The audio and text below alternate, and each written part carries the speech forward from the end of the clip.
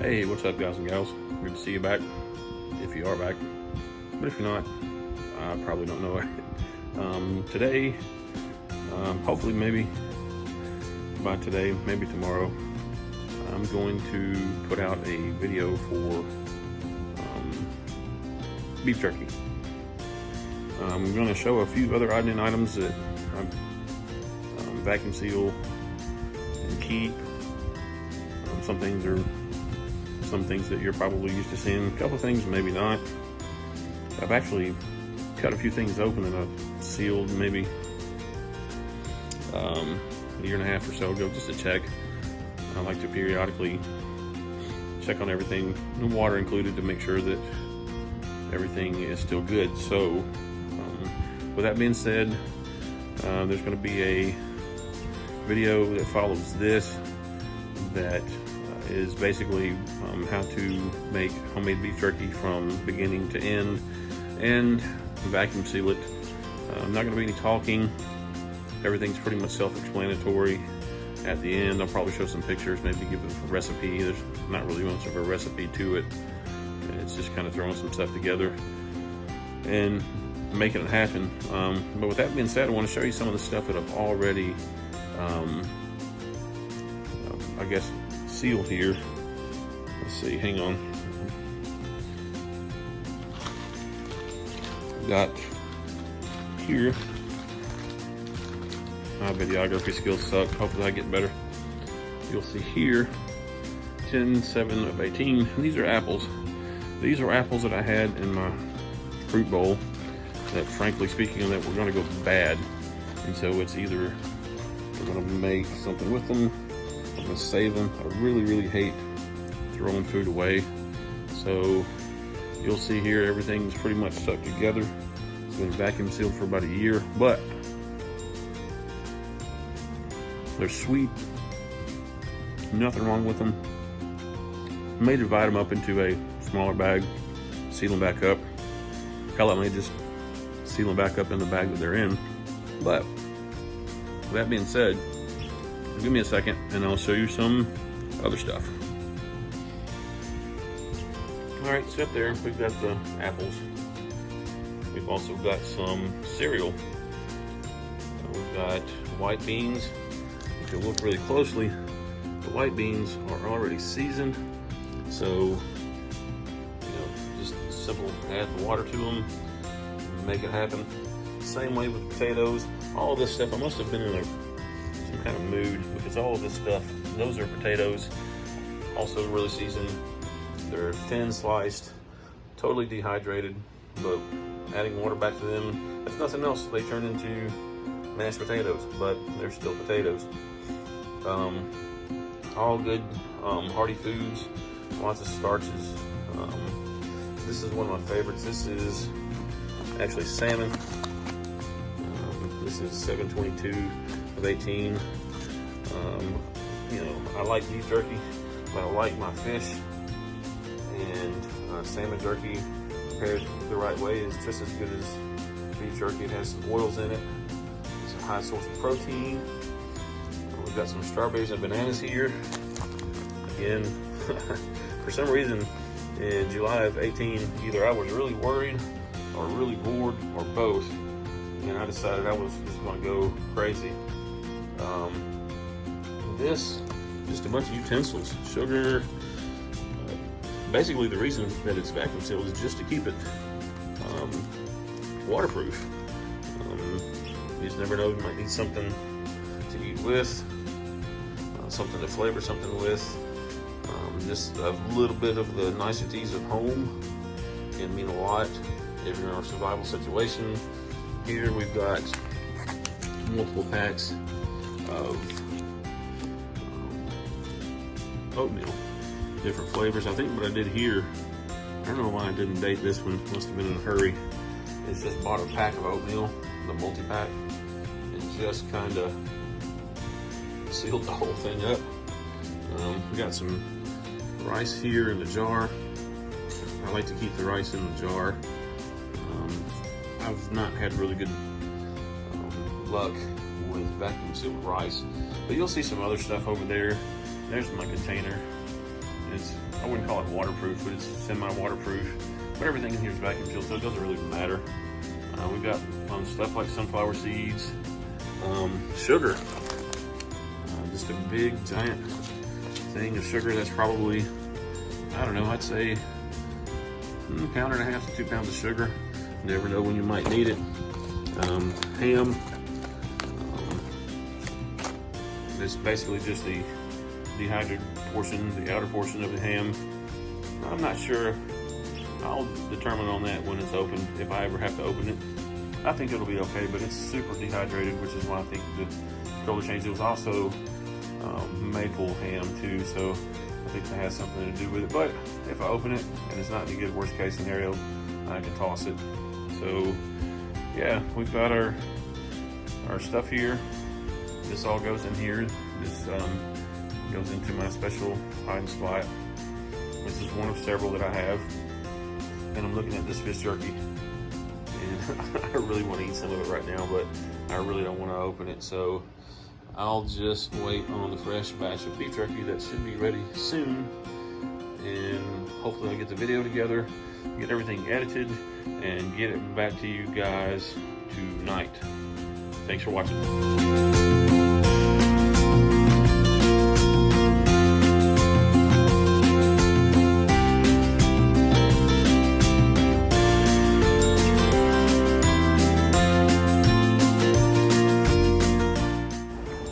What you're going to see here is my total lack of self-awareness.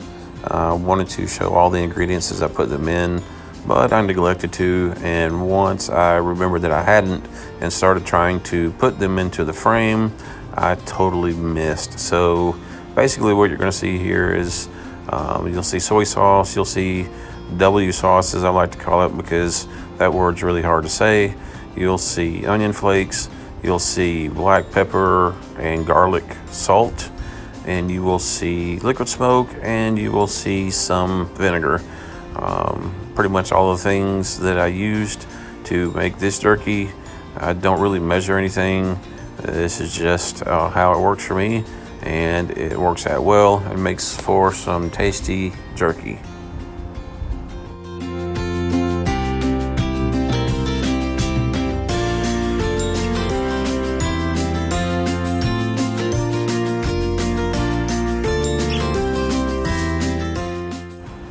This is my cold steel. I believe that's the roach belly. Really, really sharp, really good knife. I like it a lot.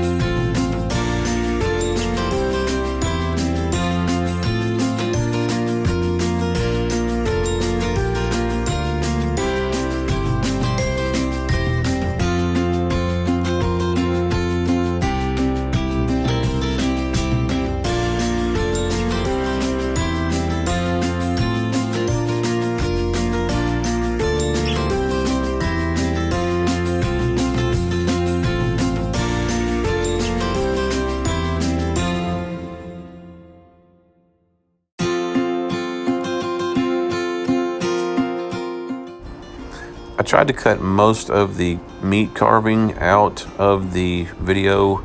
After looking at this, it looks like I still left a good bit in there. I thought you might want to see it. One of the main things that you need to do when you're cutting this meat, this is in fact a London broil.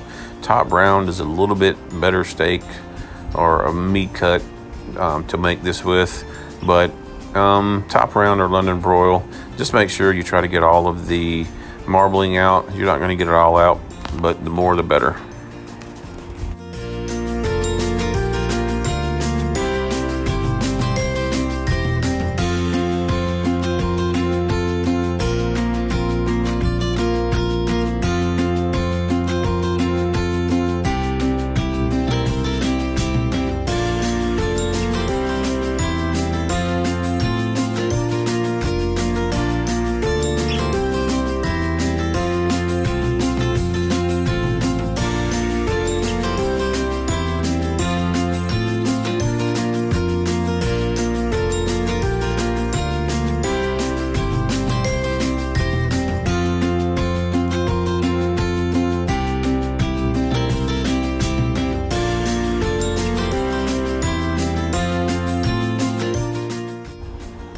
My dehydrator has 4 tiers. I think I was able to get one of the tiers cut out, or at least most of it. There's no really science to putting this stuff on here. I try to keep it from touching. I try to give it enough space for the air to move around. I'll actually move the trays or the sections or the segments, whatever you want to call them. I'll move them around during the course of the dehydration period to try to make sure that everything gets an equal amount of heat, because the stuff on the bottom just by nature gets a little bit more heat than the rest of it. So again, I try to rotate everything around. For this much meat, you're probably looking for I don't know, a 6 to 7 hour dehydration period. And then after that, you want to set it to the side, separate the sections so everything can cool off, and then you're ready for the vacuum sealer.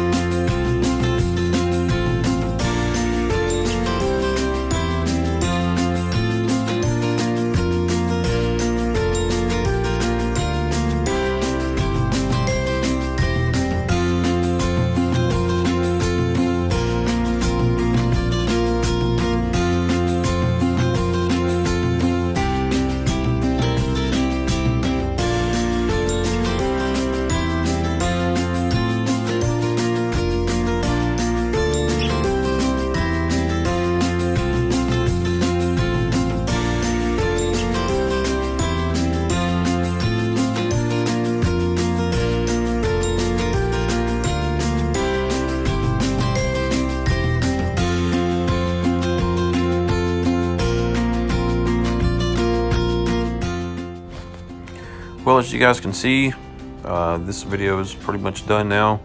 Just vacuum sealing everything, making sure everything's nice and sealed up and dated.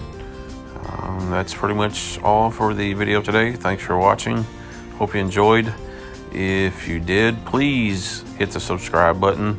Please hit the like button, the share button, and all the other important buttons that you can. And as usual, thank you, and I'll see you when I see you.